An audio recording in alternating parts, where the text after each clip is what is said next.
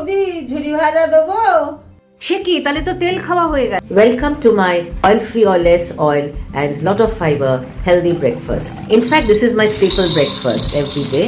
তার জন্য দেশি ছোলা ওভারনাইট সোক করে রেখেছিলাম, জলে ধুয়ে সোক করে রেখেছিলাম, আর সকালে প্রেসার কুক করে ফেললাম।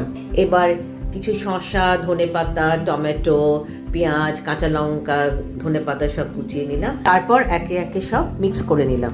মিক্স করার পর লেবু স্প্রিঙ্কেল করে, কেউ চাইলে চাট মশলা, কেউ চাইলে আমচুর দিতে পারেন।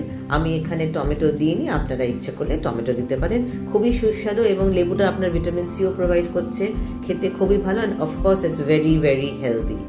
অনেকে চাইলে সেদ্ধ আলুও ছোট ছোট করে কেটে এর মধ্যে দিতে পারেন, যেটা মুড়িতে দেয়। আমি ডায়াবেটিক বলে আলু অ্যাভয়েড করলাম। এর সাথে চিনেবাদাম ড্রাই রোস্ট করেও ক্রাশ করে দিতে পারেন, আরো ক্রাঞ্চি হবে। ছোলা সেদ্ধ হজম হতে সময় লাগবে, তাই অনেক সময় পেট ভরা থাকবে, খিদে খিদে ভাবটা হবে না। ডায়াবেটিকদের সবসময় খিদে খিদে পায়, তো তাই এটা খেলে ওই খিদে খিদে ভাবটা চলে যাবে। আর আপনি যদি ডায়েটে থাকেন তবে অবশ্যই অবশ্যই ঝুরি ভাজা, শিউই ভাজা উপর থেকে ছড়িয়ে খাবেন না।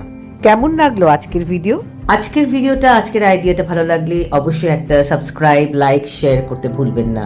Good night.